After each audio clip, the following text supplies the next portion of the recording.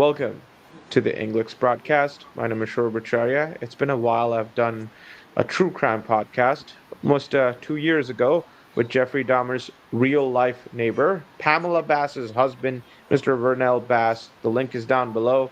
It was a complicated one. Questions, answers coming left and right. But today's podcast is special because I have a natural storyteller who not only knows the place, he met Jeffrey Dahmer, and on a daily basis, he meets Jeffrey Dahmer lookalikes. Oh, believe me, we have a story of a guy who dresses like Jeffrey Dahmer, and we're going to talk about that guy and his issues. We got it right, and then uh, just the sheer history of that area near Oxford Apartments, the Ambassador Hotel, the overall history of the ghost of Jeffrey Dahmer, haunted locations. So there so many questions to ask.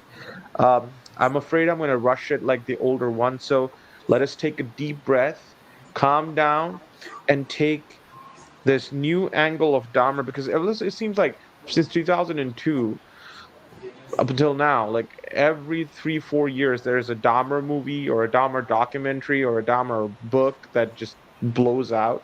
So maybe we're gonna get something special over here. So let's go one by one. It is my honor to welcome to the screen Mr. Bob Weiss. He's the owner of Shakers Milwaukee. If you Google him, you'll find a lot of his interviews, but we're going to consolidate most of his interviews here on this podcast. Welcome, Mr. Bob Weiss. I'm honored to be here. It's a beautiful day in Milwaukee, and thank you for the opportunity.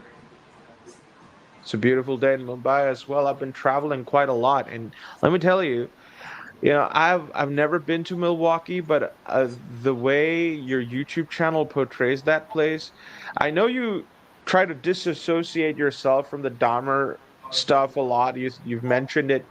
I don't want to get associated with it too much, but the way that you describe these places, it's like a native who knows Milwaukee, like the true nature of it. But I want to focus on your bar. Tell us a little bit about Shakers Milwaukee, its history. Absolutely. So the building that we're in was built in 1894, and this was originally intended as a cooperage house. They made wooden barrels for Schlitz. Schlitz at that time was the largest brewer in the entire world, and they had some 30-odd different places that made barrels for them. This is one of those. Now, before that, this was the location of one of the original cemeteries in the state of Wisconsin for non-Indigenous people.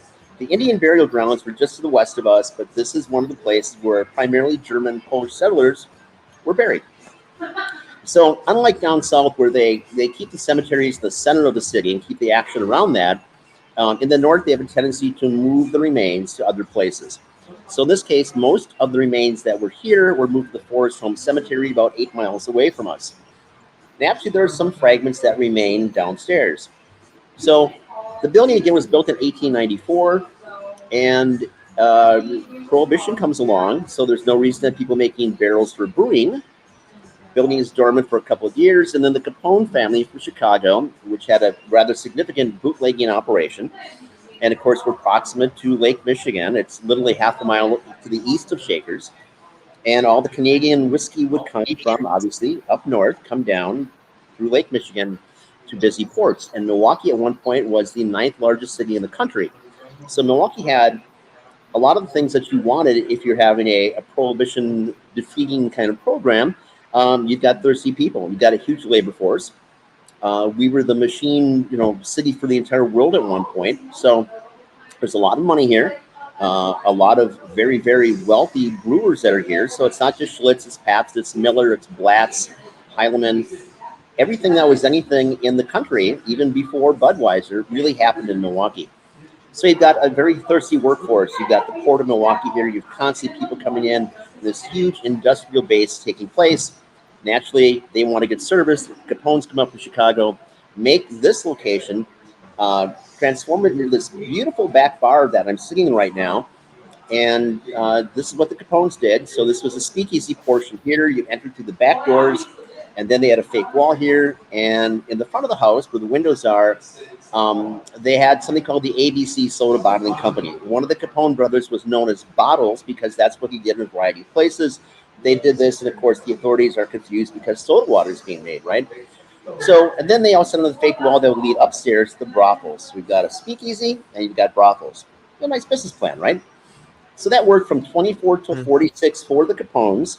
Obviously, Al Capone was already incarcerated in the latter portion of that, and then he died in Florida as well. But that is the history that goes on here. We have a variety of spirits that are in this bar. So when it was a cemetery, there's a little stand of apple trees. There's a young lady named Elizabeth. She's 8 years old. She's climbing for apples. She falls and she breaks her neck. She's in the ladies' room. Very playful, 8-year-old girl. Really nice. We've got a variety of different spirits in different places. We have a safe downstairs that moves of its own volition. We have that on video camera. It just moves, it spins. It's interesting. It's about 600 pounds. We've got another spirit that's been caught by Fox when they were filming. They came in from Denver to film us, and they have a full-size apparition of somebody in Confederate Army garb.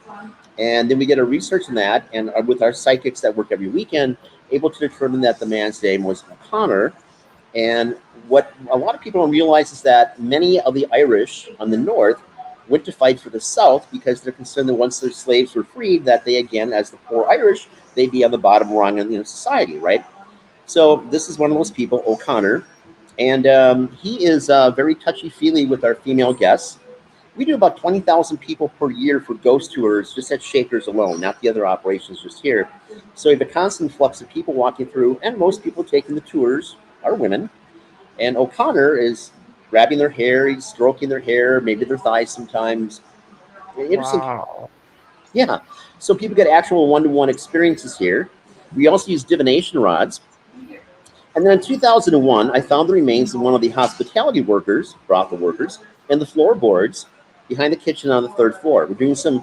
We have outdoor cooking, we have rooftop bars as well on different levels, and one of those we've committed to pretty much just being a large cooking station. I needed to expand the cooking station. There was this little shack in the back, maybe 8 by 12 feet, and it didn't match the rest of the building, so we're up there, we're taking that down, saws, pry bars, the usual thing, and there's a part of the wall that kind of separates. As I pull that apart from the lath, there's bones inside of that, right? And it's odd to find bones in a Inside wall, the wall? in the wall. But as I'm there and I clean out all that, there's a part of the deck, the roof deck, that is a little bit soft. While I'm there, I decided to take that up as well. So as I pull that up, now I've got a whole different mass of bones, and these are other bones. So I've been a chef for years, decades, and I can recognize a lot of animal bones. But what I'm finding now are tibs and fibs, and no hands, no feet, no head. But clearly, I knew immediately that these were human remains. So we have a long history with the federal government. I called an agent I know. He called MPD. MPD came down. It's a crime scene. And then at some point, the medical examiner came and they took the remains away. Now, maybe 3 or 4 months go by, and the ME comes back. He's got several boxes with him. Mr. Weiss, here are your bones. I'm like, what do I do with these? He says, well, we've dated these, and they're about 70 years old. We go back for 50 years for cold cases. We would just destroy them. We know a lot of the city comes here, so if you want them, they're yours. Which is interesting because Milwaukee's had a variety of very charismatic medical examiners and coroners. We had one who collected men's testicles. And so when they found her, she had like 250 jars of different men's testicles in her house that she had removed from people that were under her care, let's say that. So, it's not unusual to have people that are in that profession that maybe are a little bit outside the box. So I got the bones back, and frankly, I was going to put them on one of the walls upstairs because we found other artifacts, like a particular saw that was used at that time to obviously to cut this young lady apart, and it would have completed that. But two of the guys that are working on the project were Native American. They said, we insist that we give these a decent burial, or we're not going to work on the project anymore. So we did. We buried it behind the remains, behind St. Mary's Hospital, overlooking Lake Michigan, and a nice, calm, quiet thing. And you would think that then perhaps the spirit would be happy with that. But the reality is that we have the spirits of both the young lady, her name is Molly Brennan, and the person who killed her was a childhood male friend who apparently wanted her to run off, elope or something with him. And then Sam the bouncer allowed this to take place. So the way we put the story together is that Molly Brennan was very successful. So she began when she was 16 years old here, and sometime around 19 years old or so, she was murdered by this former childhood friend who discovered her here. And then he hacked apart the body and was facilitated by the bouncer for the upstairs, Sam. And oddly enough, both the murderer and Sam disappeared within the next week of that. There's no record of them. So it's kind of a story that goes on here. When you something, you destroy a project, and certainly a business project of the mafia of the Capones, there's a penalty to pay for that. So along that same line, we That use ground penetrating radar in our basement that we got from Discovery World. It's like a floor buffer, and we're able to determine that there, of course, are human fragments everywhere. It was a cemetery, you expect that. All the way in the east portion, there are two complete skeletons that are kind of spooning together that go back to 1924. 1924 is the time that the Capones acquired the property, and as you've seen with Jimmy Hoff and others, it's a very easy way to dispose of someone, put them under cement, and nobody knows, right? yeah, maybe Jimmy Hoffa is buried there. Who knows? I don't know. I, I got I got so many questions. I mean, it's so intense.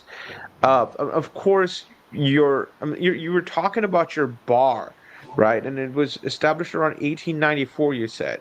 When did you acquire this business? Because you're not that old. So tell me, when did you acquire that business? And was that you like did you inherit it from your grandpa or something? No, so again, in 1894 it was the Cooperage House, then it was the Capones, then it Milwaukee has a long history with brothels as well. So from 1885 until 1910, Milwaukee was known as the best entertainment city in the entire country. People came from St. Louis, New York, Chicago, San Francisco to participate. In fact, if you remember the series Gunsmoke, the main female character was Miss Kitty. She styled directly after Kitty Williams, who is Milwaukee's best known madam. So Milwaukee had again these brothels 1885 to 1910, oddly enough, all by City Hall. And then in 1910, the socialists came to power. The first order of business was to shutter the brothels. Brothels don't go out of business; they moved. In this case, they moved down to the area in Walker's Point, where Shakers is.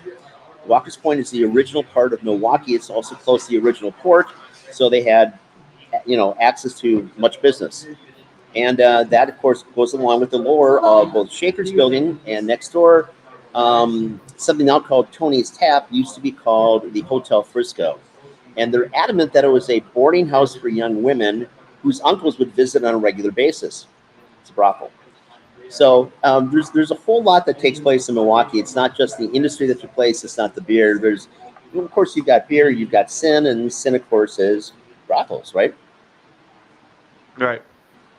So you built the Shakers Bar around that vicinity of that area, and you knew the history of that place, and you established this bar around when? Could So you give me a date? yeah. So in 1986, my now ex-wife and I were in Chicago, and it was time to come back home into Brieg, right?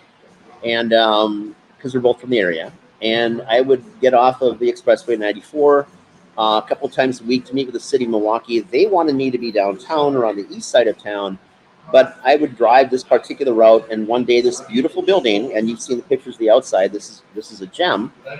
Was for sale. So nobody knew the backstory, the history. I couldn't find anything. We did our initial research, and nobody talked about the haunting portion, nor about the Capones. So I've got this beautiful bar in the back, and the front of the house was nothing like this because that's, of course, where the bottling portion was, right? So I had another business called Design Tech Manufacturing, and we did high-end wood products, mostly for the audio industry. My partner in that is a master carpenter. I divested my interest for him to spend 3 months with me recreating the back into the front of the house. So we used all old woods. We found all these old estate pieces and put this together. And then I built the kitchen up front as well. And here we are. Now we have this beautiful interactive bar museum, perhaps sometimes. And we specialize in exotic foods. And we do a lot of unusual seafoods and even wild game things. And then we've got this massive bourbon and wine collection, award-winning wine list here, and the synergy is really cool. If you could show us around a little bit, I mean, of course, um, link the YouTube channel, but it's just a beauty. It's a piece of beauty. Look at that You place. know, to the front of That's the the house, that's the counter. If I right? So might ask, Mr. Weiss, I mean, cut to like 1986, you acquired that bar. Cut to how many years later you see this person coming down your, to get the drink. This guy, this corny looking guy. When did that happen? Could you tell me the story? absolutely. So back at that time, I was still cooking every day, and we're very busy. And we would notice, starting in January of 1991, that this guy would come in that didn't quite belong. So my business at that time for lunch was primarily judges and attorneys, architectural design firms, but all professional people that dressed and looked and comported themselves a certain way, right? And then we noticed this guy coming in that was none of the above. Clearly didn't have any of the vibe that everybody else does here, and he was really non-communicative. So we have, of the 38 people on staff, 33 of them are female. That's pretty much the way the business has been for 40 years or 39 years. And he would not allow the female bartenders or servers to get him a drink. They would insist that he would get a male, so they'd come to the kitchen and get me out to make him a gin and tonic. Nothing fancy. There's no conversation, but I will never forget the look in his eyes. These little gimlets that would just bore into you, and it's like I often talk about like Jaws or like Jurassic Park, where you've got the dinosaur and you Uh-huh. see the eye kind of a thing, or in Jaws where you see then the same thing with the shark eye. That's what it was like with him looking at me. Again, there's no conversation at all. He would just glare. He wanted the gin and tonic, and he would gravitate towards one stool in particular. So both the front bar and back bar had the same stool, except one of them, for whatever reason, they made it was a little bit taller, maybe half to an inch taller, and that's the one he would gravitate towards. And if it was otherwise somebody was occupied, he'd wait on the side until that would move or open up, and then he would move into it.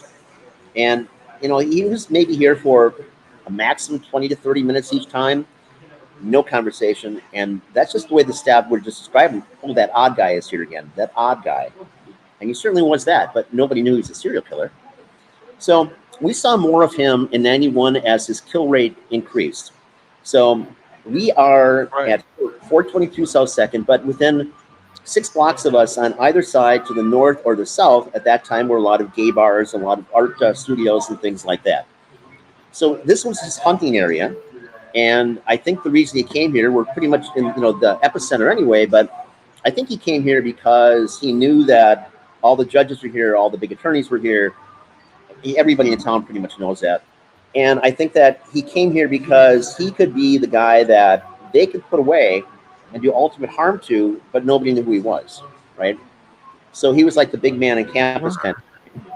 And I can't really tell you about the psychology of his mind because I never spoke with him per se. But that's just kind of my assessment on that. He goes to a place But where he doesn't belong.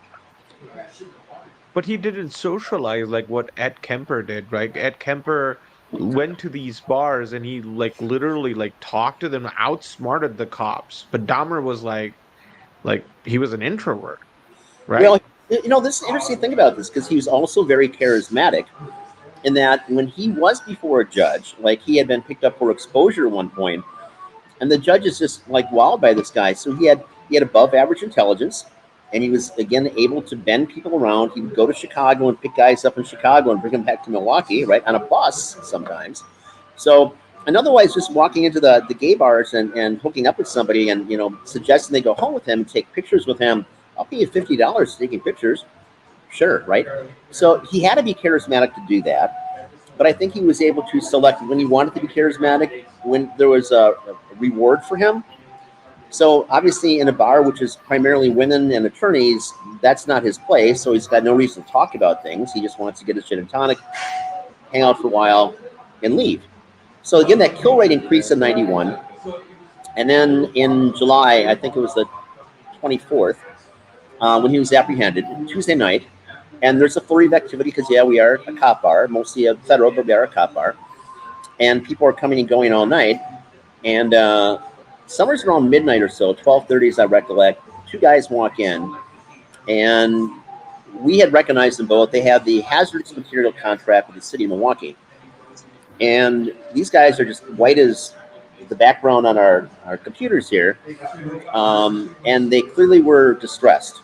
So they asked for a bottle of scotch. We generally don't do bottle service, but these guys were in need, so we got them a bottle of scotch. They drank the bottle of scotch, and then they asked for another one. And now we're pretty much close to 2 o'clock, and now the story is coming out.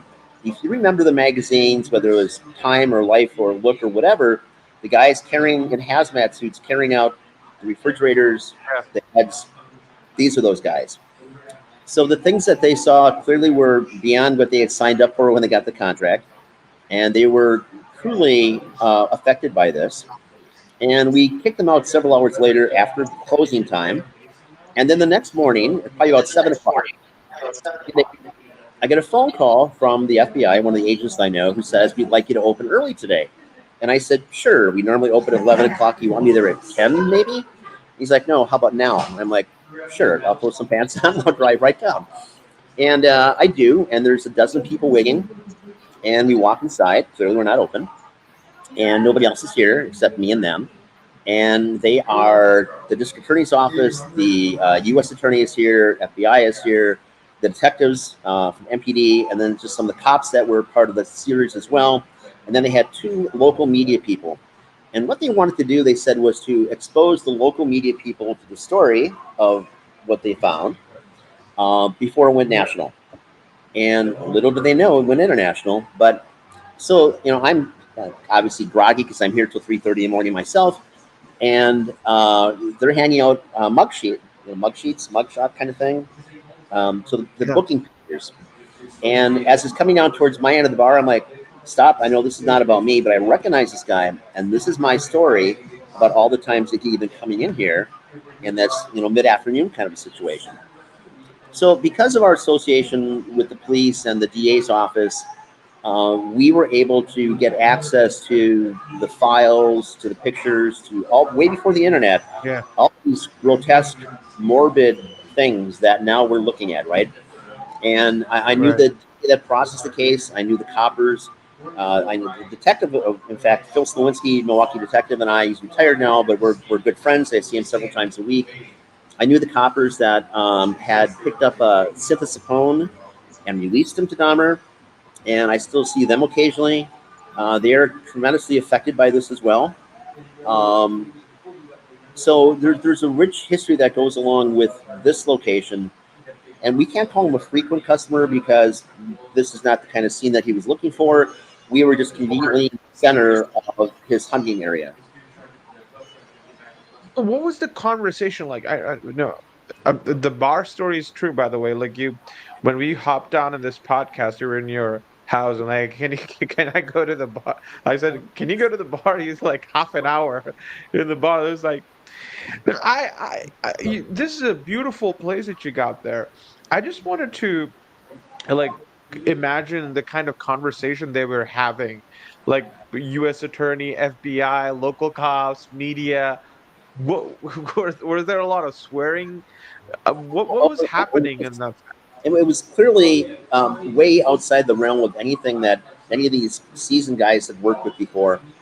And I'm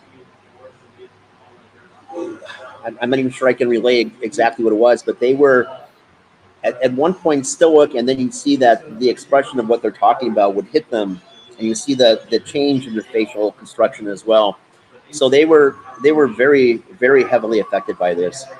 And you keep in mind, it wasn't just one or two skulls that they found; it's all the other parts as well, and the things in the freezer, and the pans that were used for cooking, and all sorts of other things. And Dahmer's naturally he was originally combative when they first one of the police opened the refrigerator, and I would suggest that he's probably looking to see if somebody had cold beer in the refrigerator.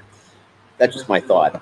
But then he sees a head staring at him, and that's when he calls to his partner to grab him. There's a original scuffle that took place. Dahmer's combative, and then he, like an animal, he just stops. And then they get him in. He's booked. And then he starts to tell the story, and it goes on and on. Wow. I couldn't imagine the kind of conversations they were having in that bar that day. Um, Well, I mean, you, there's a lot of recrimination as well because Judge Garner at one point had him in front of him. He's the one that let him go after the exposure incident.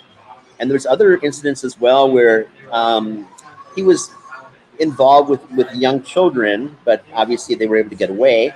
But the authorities didn't do anything about that. And at the very least, he could have had somebody else checking up on him, and no one did. but you're a cop bar. Did these, judges, when they visited the place, your bar afterwards, did they mention the case to you again? And, uh, No, in fact, I think candidly, the judges then stopped coming here for a while. And because I was very close to a couple of the assistant district attorneys, I kept my rapport going with them. But I think it was such an embarrassment to the city of Milwaukee. They didn't want people walking up to them and asking questions about it. Um, it was, if you saw the original pictures, and now I'm sure they're everywhere on the internet, but um, it's almost looking like something from not as bad as the concentration camps, the same kind of situation, just this morbid, grotesque carnage. And it's the actually, city, yeah, the it's city didn't. available on YouTube. Uh, There was this movie, Eat Your Heart Out. I mean, that's the only clip I found on YouTube or maybe Daily Motion. That just shows you a glimpse of the kind of picture they were. Oh my God. It's crazy. You were saying, you were saying something. well, point me in one direction. Um, so the city, in fact, really wanted nothing to do with the memory of Dahmer. And when we began doing the tours 15 years ago or so, we had suggested to the city that we put up a monument with the names of the victims. They wanted no part of that.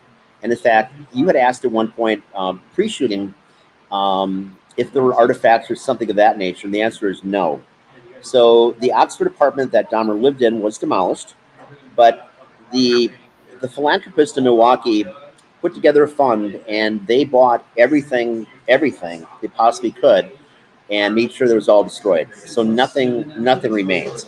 Even though sometimes you find people said, "Oh, I've got the original door," that's not factual because that door was everything was destroyed. And Milwaukee tried its best to bury everything from that, and even like bury the reminder that these things actually took place, right?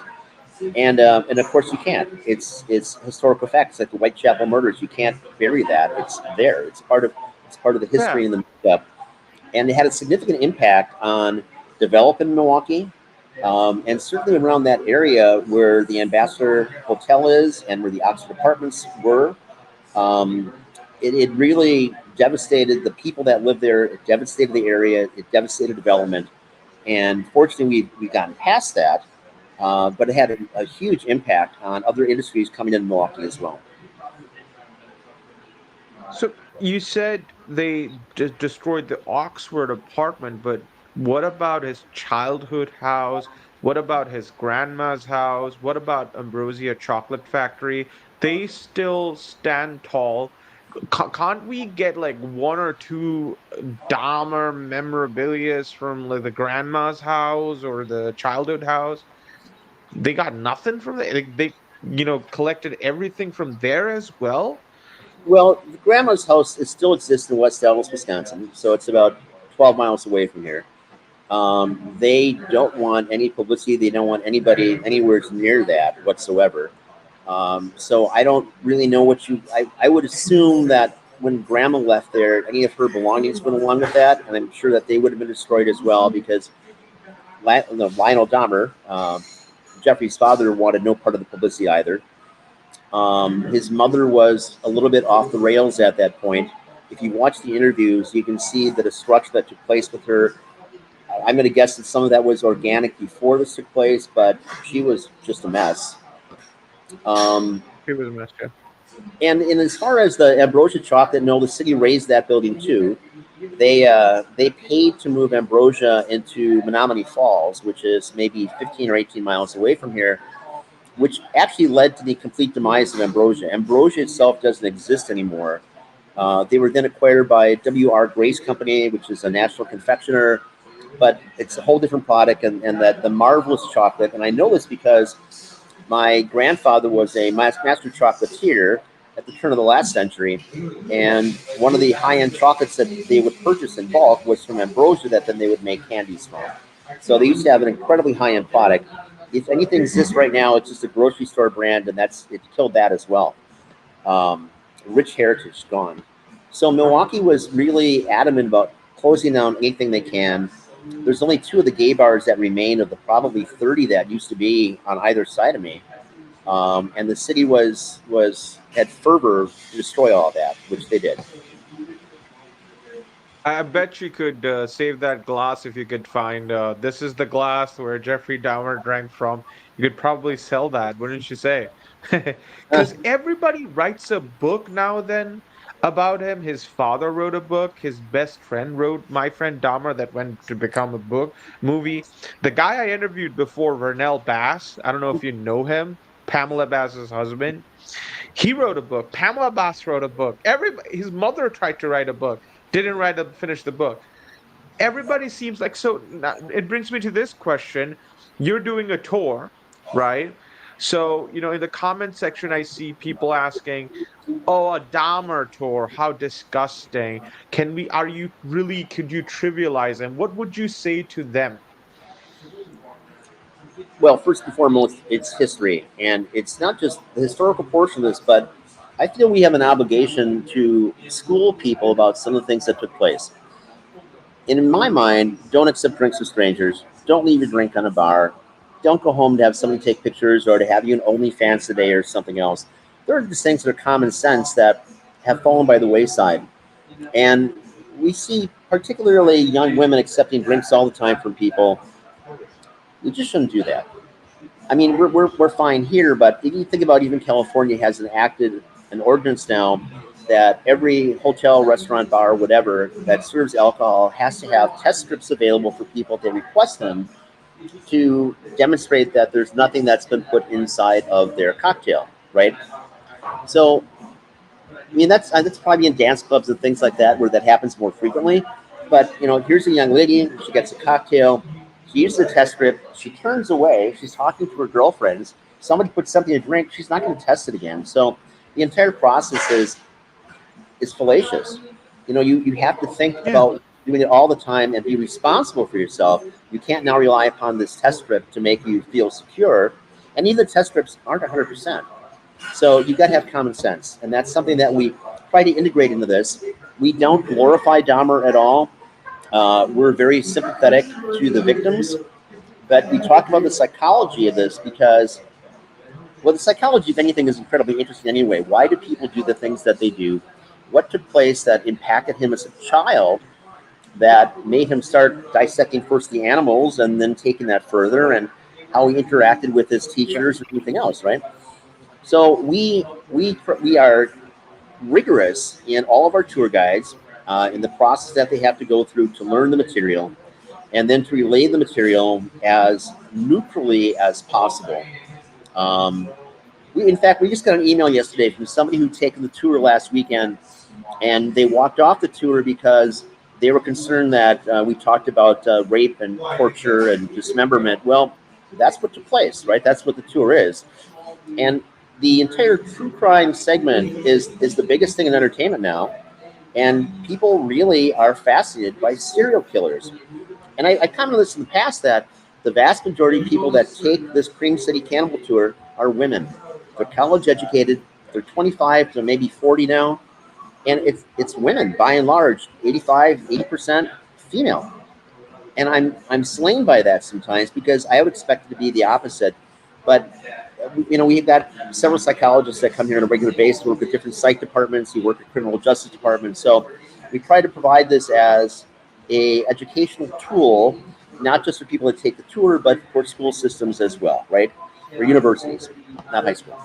But we try to impress upon the psychology because as the psychologists here are talking about this, in fact, we have one psychologist whose company actually did much of the interview process with Dahmer when they were trying to get into the meat of the matter. And it's fascinating to me to hear how people evolve at some point or what the mechanism might be, the catalyst that makes them go bad. And I don't pretend to have that answer, but I think some people just are a little bit off to begin with. And then whatever environmental or familial things take place, push them over the edge. If you look at, I think, a Stone Phillips interview with Lionel and Jeffrey Dahmer when obviously he was incarcerated, I found it very uncomfortable watching this because Lionel keeps stroking Jeffrey's arm. And I'm thinking, this just says something completely different to me than a father concerned for his son. This says, well, you can put the piece together. It's not a, it wasn't a healthy relationship, is my takeaway on that. There's a lot of questions to answer over there. Um, yeah, again, the Vernell Bass interview that I did, he kind of gave his Oxford apartment takes, if like what kind of a guy Jeffrey was, and all of that. You have like a different take because you have all the data.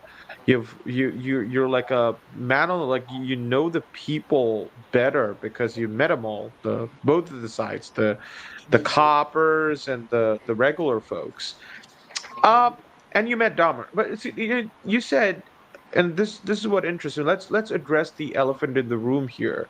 You do meet some interesting characters now and then, and it's available on your YouTube channel. I'm gonna pin it. There's a guy who you could explain it. He shaved his head like he got a Dahmer hairstyle, got a Dahmer mustache. It's from Iowa. Came down on the tour Cedar Rapids, right? and yeah, gave you an interview and you gave him a tour. It's all available on the YouTube, and he confessed like I can feel him inside me. I want like what was it like? It was so weird watching that. Well, it was much weirder in person, to be honest with you. There was even a feeling of sensation interacting with this guy for the first time. He walks in, he and his friend had come up from Cedar Rapids. He was sitting at the bar, and my bar manager came to get me in the kitchen and says, "You got to check this guy out." And he gleefully is talking about the fact that he had come here, he stayed at the Ambassador Hotel, and he was transformed in that moment of being in the hotel with the spirit of Dahmer inside of him. And that is his compulsion then to change his hairstyle, change his physical look, lose the weight, whatever else. And obviously it wasn't an instantaneous process, but this was the catalyst for him. And he would talk about his dreams where he is tied up by Dahmer, where Dahmer is breaking his bones and Dahmer is eating him, or otherwise where he's got dreams that he is just like Dahmer, where he's now murdering and eating other people. So it was very interesting being in a proximate space with him and having a conversation with him.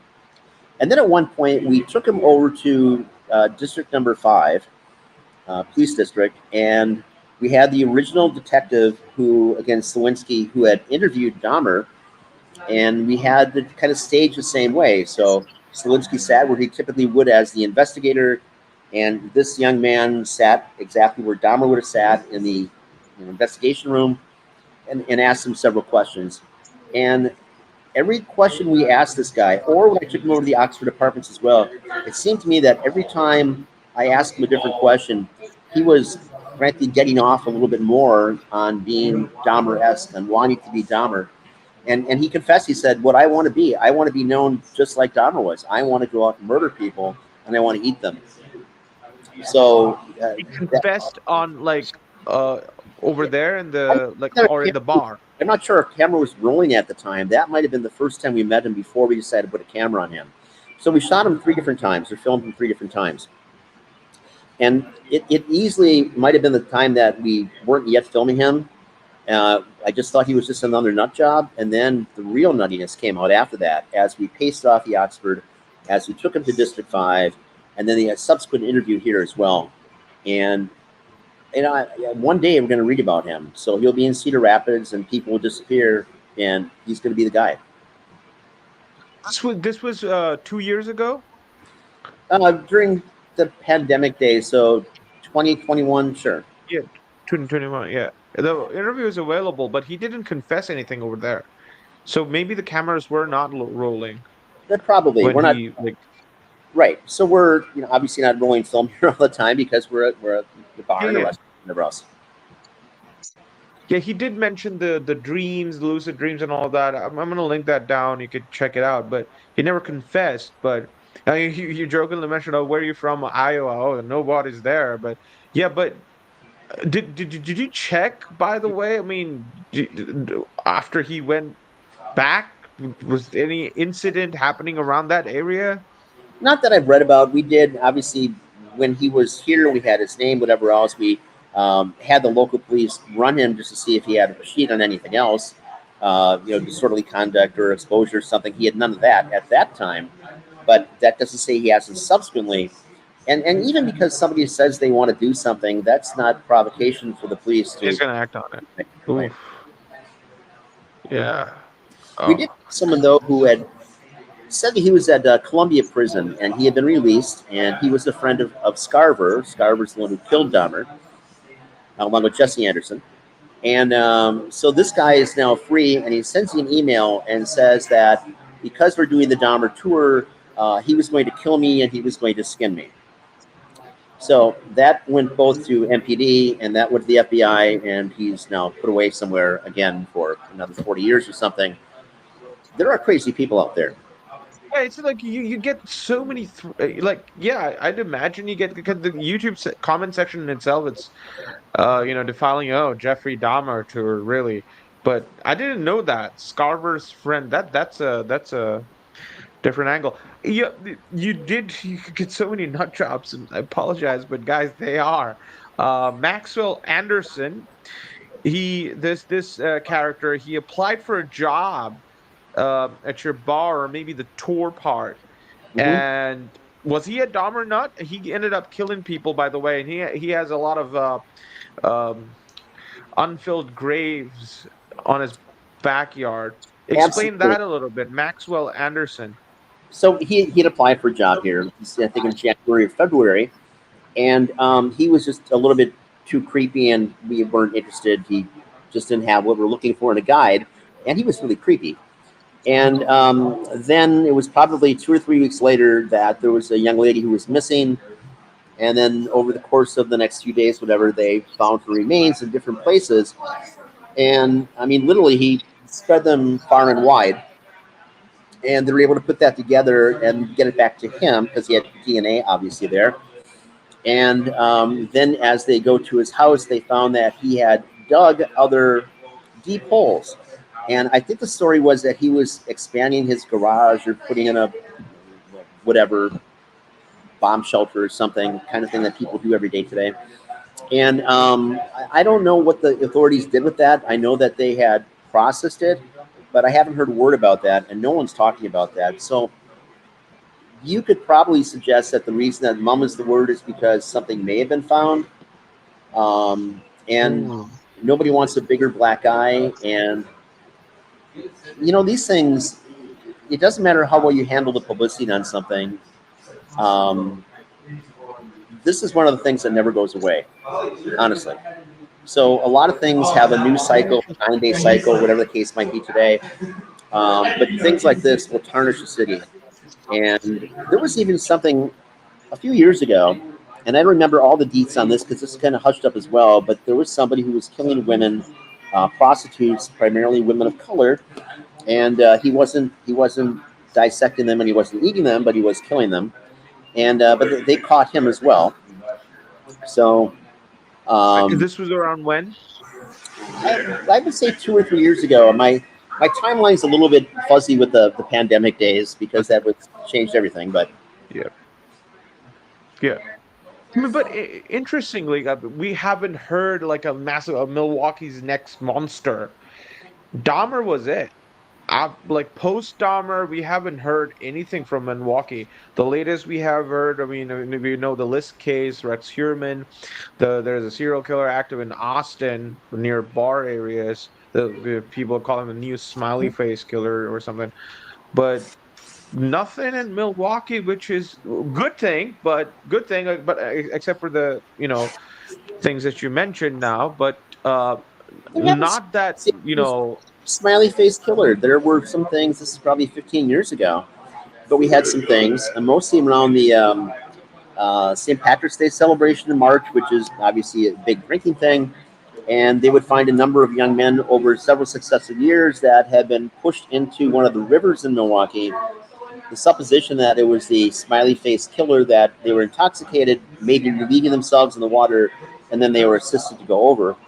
Um, I don't really know what happened with that case, but there are nuts everywhere. Like in California, I was involved with the City of Angels Dark Tours, which is the Toolbox Killers, Bittaker and Norris.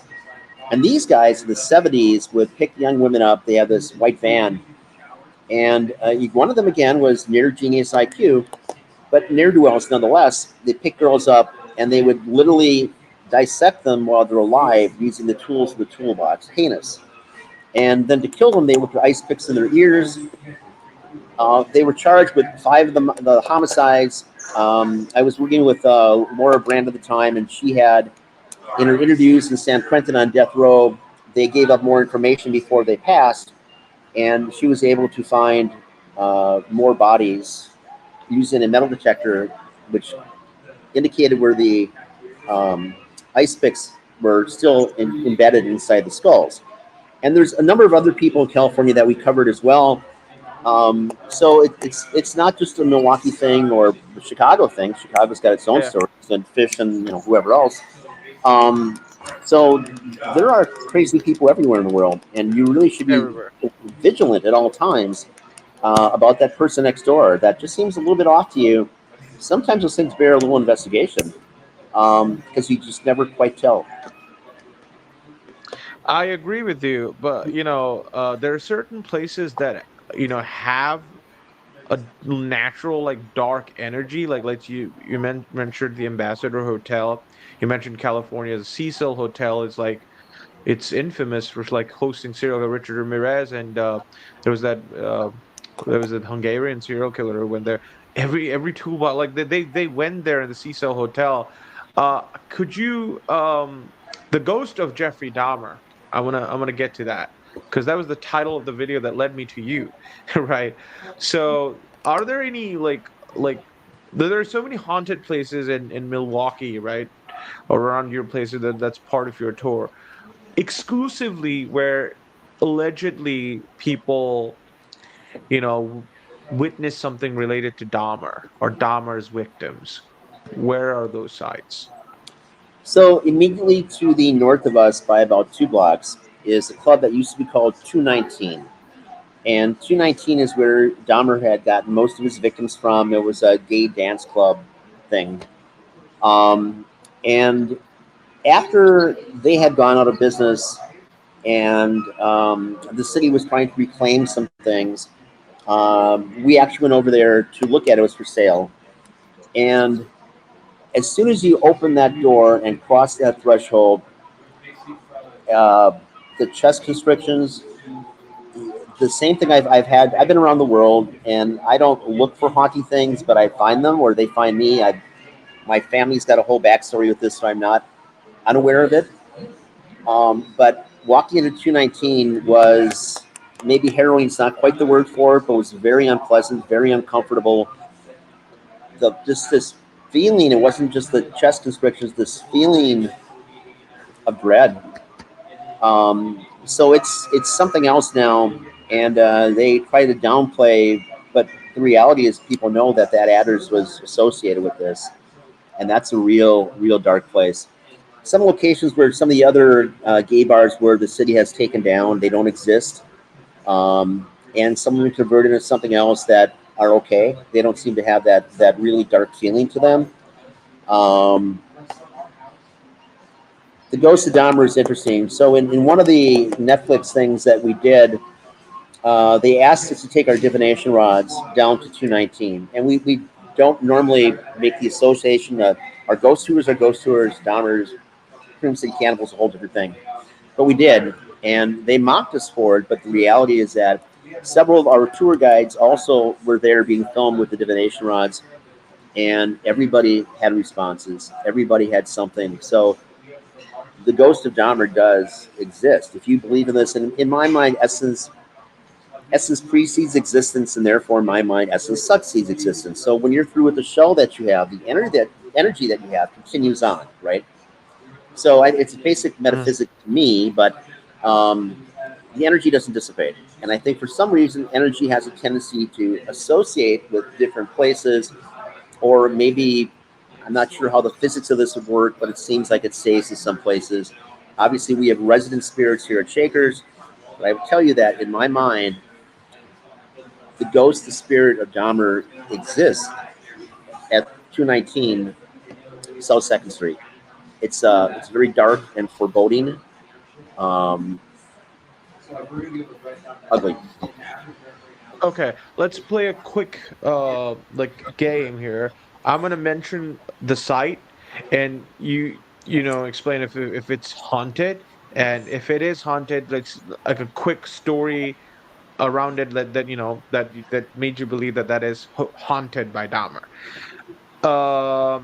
The site of Ambrosia Chocolate Factory, is that haunted?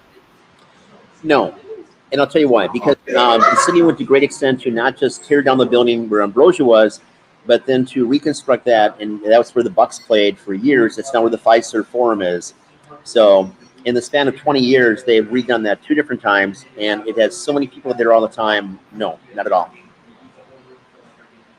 Grandma's house, uh, 12 miles away from your site. I've never been inside. Haunted, not haunted. I probably yes. I've driven past. I've never been inside. They don't want us inside, or anybody. And probably yes. I would suggest that because he did the atrocities there as well, that some of that energy is going to be latent, is going to be lingering there forever. Yes. Childhood house that was on sale that was Right. on sale at some point. Ohio, Bath, Ohio. I know people that have done investigations there and around there that say the energy is very definitely very strong and very dark there. I would have to assume that's where Dahmer got to start with his first bit. That the answer would be yes.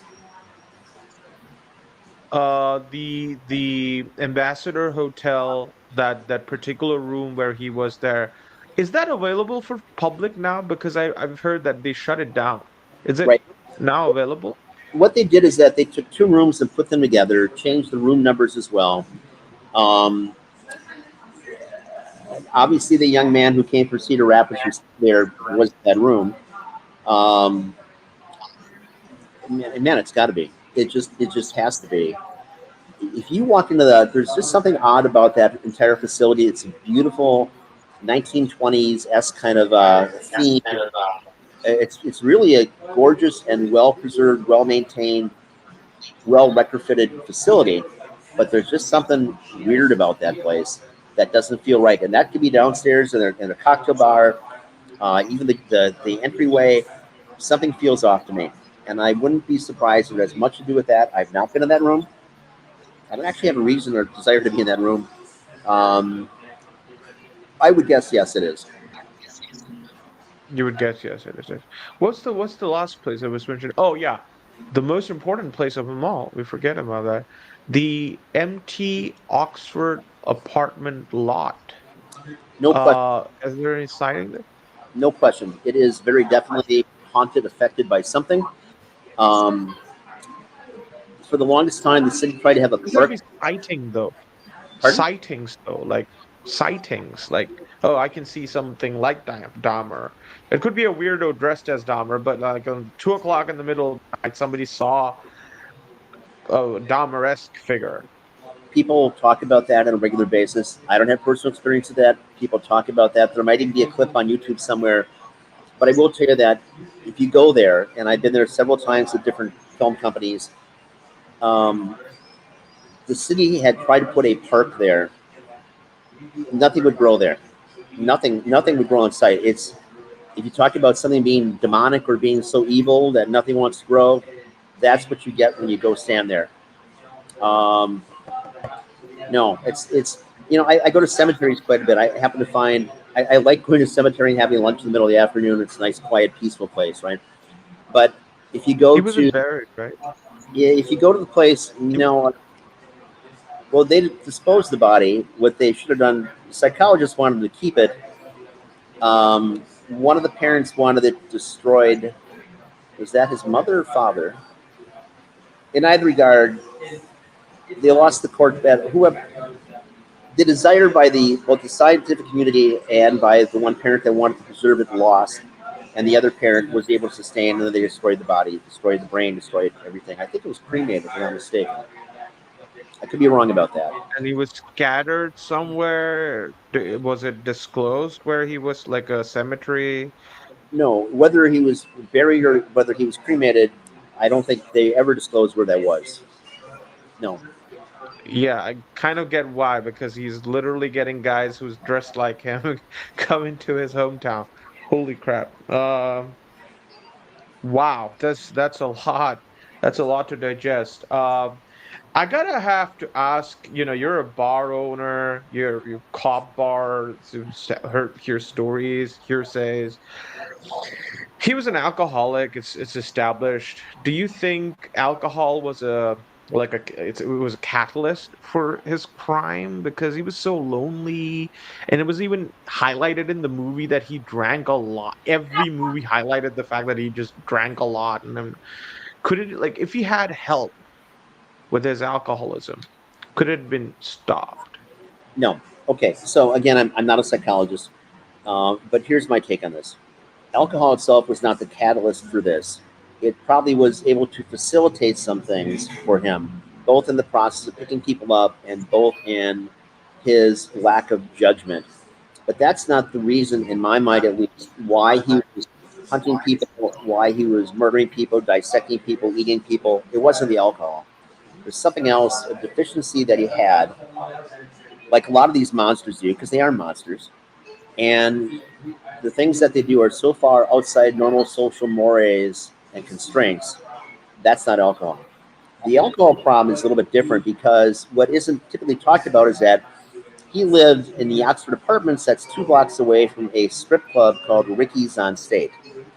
And you would hear the old bartenders at Ricky's say that Dahmer would go there late at night, yes, incredibly intoxicated, looking for just some meat. And all of the crimes he's been convicted of, all the murders, were of men. They weren't racially motivated. He did black, he did whites, he did Hispanic, Native Americans, Asians. He was not particular, so it's not racially motivated. But they had a look, apparently, that he has said in his interviews that he wanted to either embody or to be a part of or to have a part of him. And that's what the attraction was. But he would also go to the strip club. And I suppose at one point, not to be graphic about this, but at some point, a hole's a hole, and he's not particular as how he's using that just to get off and to, whatever. But the women could see they're obviously in a business that they deal with smarmy guys all the time, but this guy was just too far over the edge. Nobody wanted anything to do with him. So that's my take on that. That is your take on that, and I think your YouTube channel, you're a natural storyteller. So I'm gonna leave the audience to go to the YouTube channel, which is Shakers Milwaukee. I'm going to link the two of the most fascinating interviews down below. One of the interviews I checked, I mean, except for that one, the guy looked like Dahmer. You interviewed the lady who stopped those cops. Hmm. Sorry, who got those cops to stop that kid Conrad, right? Hmm. You interviewed that lady in the series, and it was Glenda Cleveland. And I asked Vernell. Vernell said Glenda didn't even live in that building, Oxford Correct. apartment. She was somewhere else. Correct. Tell us the story. Who was the lady who stopped those cops? And also, because this is what people are asking, what happened to those cops afterwards? Are they like happily retired now? Do you know them? Okay, so I believe her name was Nicole Childress, and I believe that we were only one of two interviews that she ever did. Her life plummeted once she both called the police and notified them And then since Sapone was released back to Dahmer, um, she had a successful hairstyling business, and that was destroyed. The city somehow, some way, had their own desires to shut her down and to deny her licenses. Her relationship, I don't recall if she was married at the time or her boyfriend. Either way, that fell apart. She was ostracized by her family. All sorts of really terrible, terrifically bad things took place with her, and she became a recluse.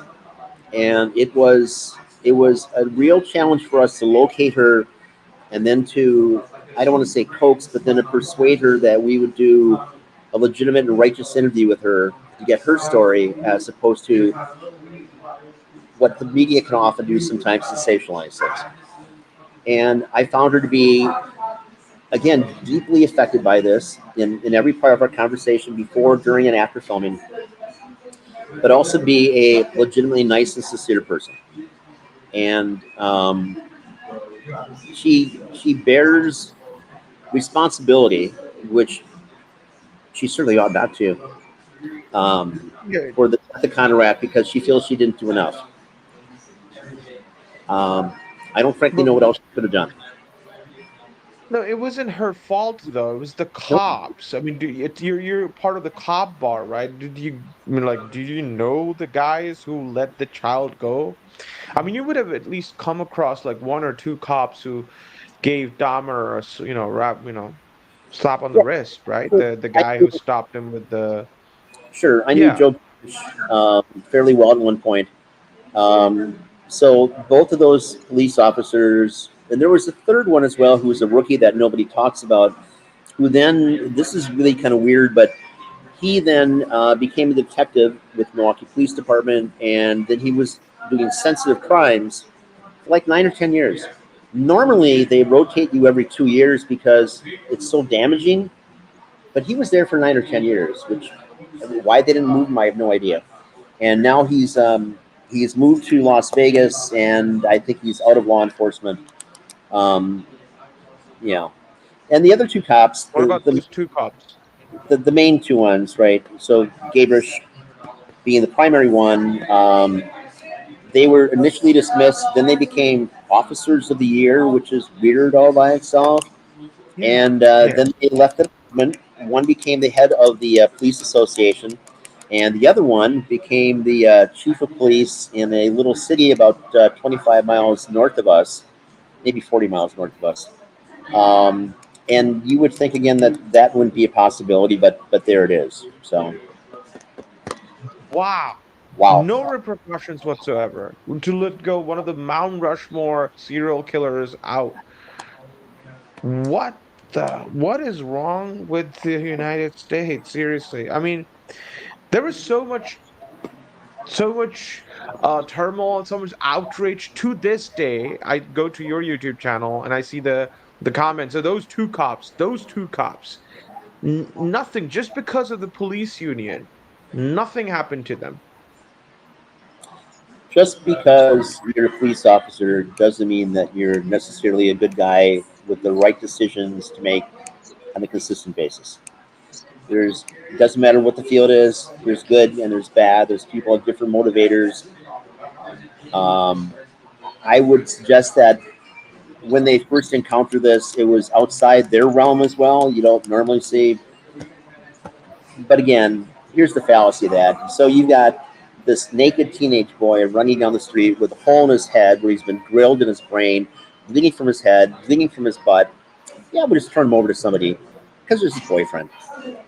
Where does that make any sense at all? It doesn't. It Yeah, doesn't. and not only that, they were hateful. Like the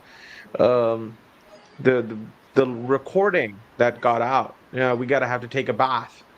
The homophobia alone. I mean, come on, they knew what. Of course. I mean, I guess yes. I mean, they didn't know what the case was, but they could Well, have done not something.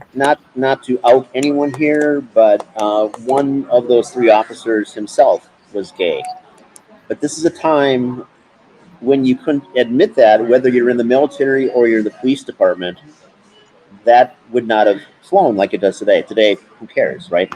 Just like in my mind, there's no reason to have gay bars because everything is so integrated in our society that maybe I'm just looking at this askew, but everyone gets along much better than they did 40 years ago, right? So, but it's inexcusable. But then you look about his background as well, and again, I'm not going to name his name, but I don't know what a travesty this is. So, This is about time that we end the interview, but I guess I'm going to plug your tour. Um, our official sponsor for today's interview is Shakers Milwaukee, and what you got there? What's that website you got there? Hangmantours.com, or what is? www.hangmantours.com, hangmantours.com. So, this is also I've got a division in Savannah, Georgia. I'm opening up in New Orleans. In fact, I leave for New Orleans tomorrow to look at the site. But Hangman oversees everything that we do, and you'll get more probably than you anticipate with our multiple tours, other historic tours as well. The Milwaukee Mafia and Mobster tour is pretty darn interesting. So if you think about the movie Casino, that was really the Milwaukee crime family that paid for that and was running that. And the big thing in Kansas City, we ran that as well. And a big thing in California that people think lowly Milwaukee, but the reality is there's much more that goes on here than the average person, especially on the East Coast, is aware of.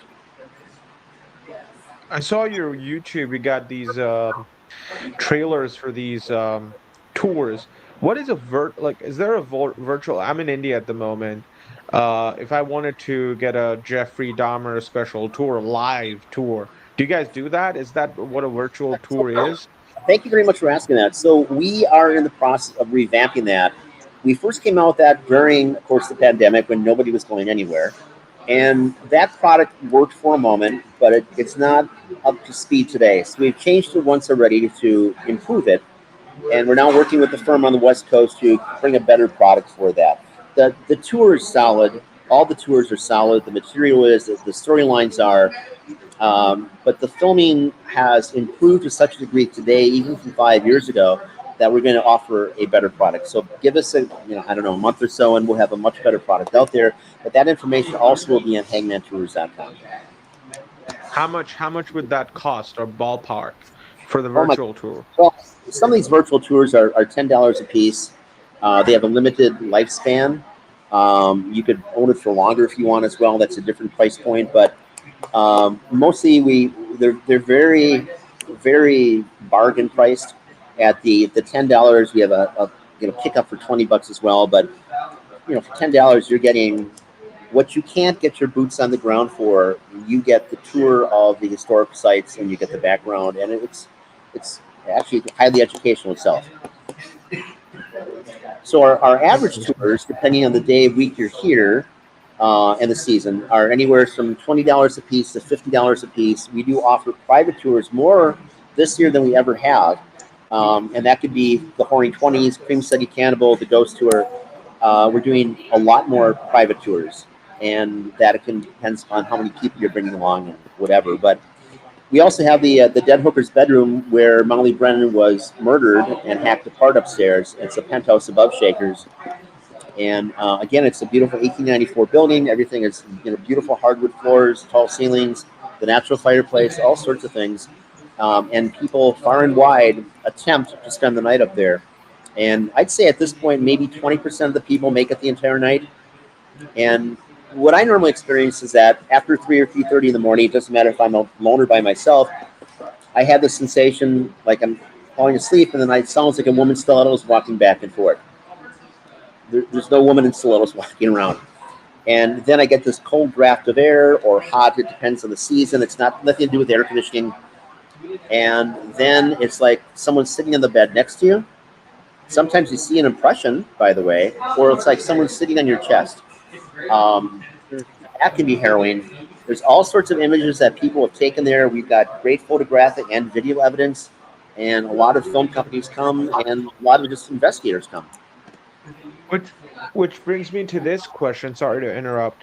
Uh, um, do they need a separate film permit if they want to, produce some content, or do you have a separate package for the vloggers, or does it is Yeah, the price cover it? we do. That'll be on our website as well. So obviously the price that we charge you as the vlogger coming through is a whole different animal than when Netflix comes or A&E or Travel Channel, whoever. Yeah. Um, so yes, we had several film Okay. companies here last year. In fact, one based on a story I'd written about Dahmer probably 10 years ago, back when John Borowski filmed the Serial Killer Culture movie with us. And then I had done became a prologue for one of his books.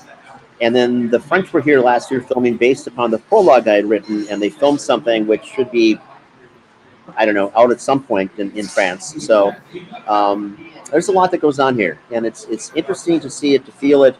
You can, if you're even remotely sympathetic or have open eyes, you will see things almost on a daily basis here in the mirrors, in the corners, and then if you're downstairs in the cellar, E&E calls that the most haunted cellar in the country. I don't know if it's that, but it sure is spooky. Every single day, I So feel the things every day. entire so the entire tour takes around like what, a day? A day and it's No, finished? no, So a we guy do. can Yeah, we do. okay. Literally, our primary tour is 4 floors and 3 centuries. It takes about an hour or so, and then we have a tour 2.0, which is about an hour and a half.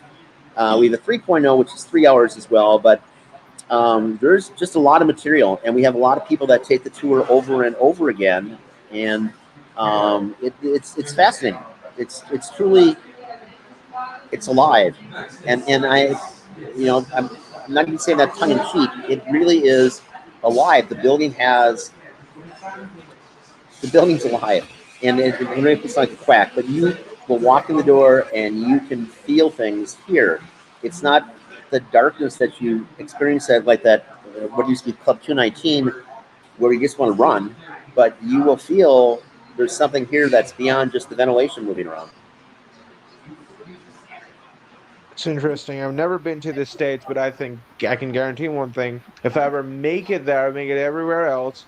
But if I ever come to the States, Milwaukee tour from you, that's what I'm going to take. So, highly recommended, guys. You can check their YouTube out if you do want further proof. Thank you, Mr. Bob Weiss, for being here with us.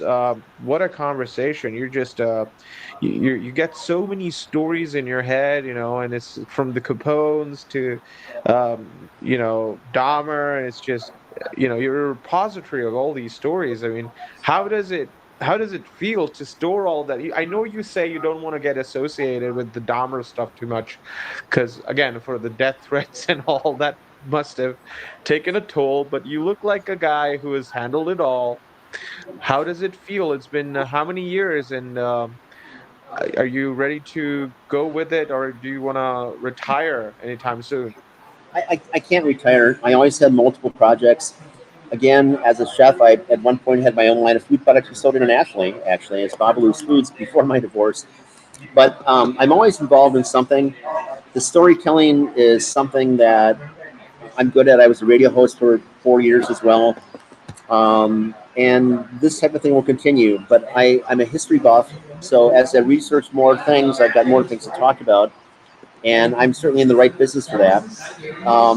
But food is a big part of what I do. So there's a little conflict here. Are we talking about the Cooking with Lon series that we have? Are we talking about the ghost thing? So maybe it's the combination that keeps me going, right?